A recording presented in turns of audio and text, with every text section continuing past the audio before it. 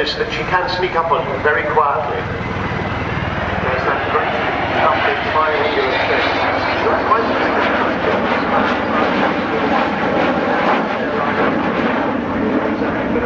has that, it's all filled in, it's not standard aeroplane cruciform shape.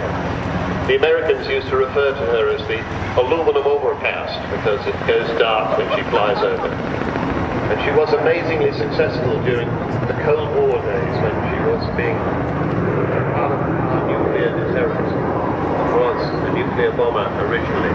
She used to go across to America and take part in their red flag exercises. And they discovered that although she's a 1950s aeroplane, she was actually stealthy long before stealth, in aeronautical terms, had been thought of. And so they couldn't pick her up on the radar. And when she comes towards you, you can see how slim she is. And you can also see that the bomb doors are open. Now that is the enormous bomb bay that holds, or used to hold, 21,000 pounds of bombs, 21 1,000-pound bombs. And that was the bomb load that Martin Withers, in the right-hand seat today, flew on the longest bombing raid in history from Ascension Island to the Falkland Islands. That's 30 years ago this year.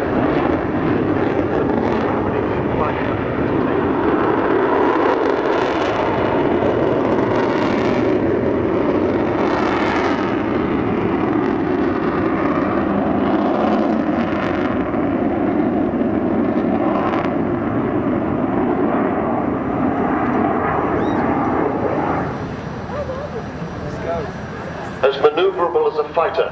You can see there the lovely angle of bank that Pod's putting in. Of course, in the very early days when she flew here at Farnborough, I actually saw this happen with my own eyes. Roly Falk, the great test pilot, did indeed do a roll in her. All that many because nothing can be done.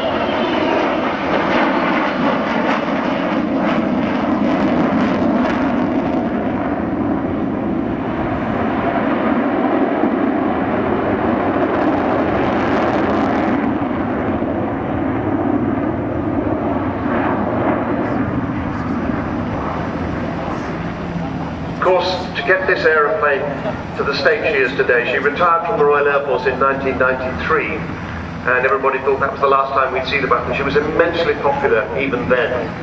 But David Walton bought this aeroplane and all the spares, and eventually along came Dr. Robert Fleming, and the result was the Vulcan to the Sky Trust. And they achieved the most complex restoration to flight of any military aircraft there's ever been. That's what this is. That's how difficult it's been. And it's cost upwards of £10 million. It still costs £2 million a year to run this aeroplane.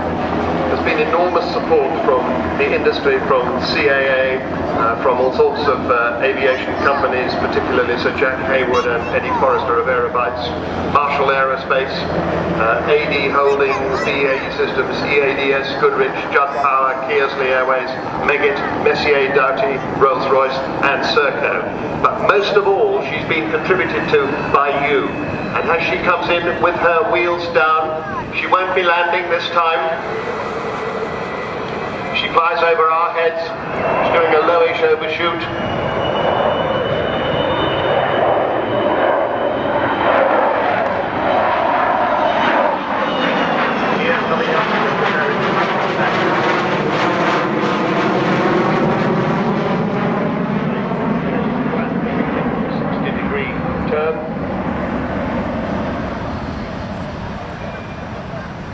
And we're very nearly at the end here, and we'll be seeing the wheels come down again before too long.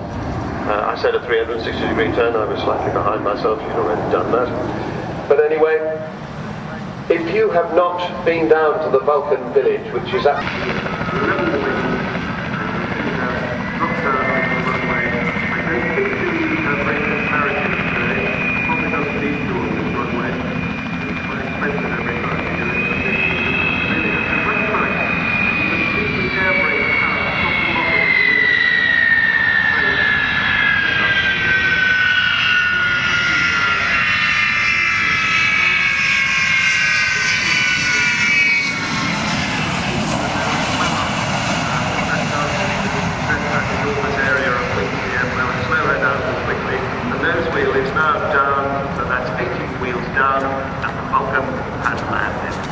How lovely.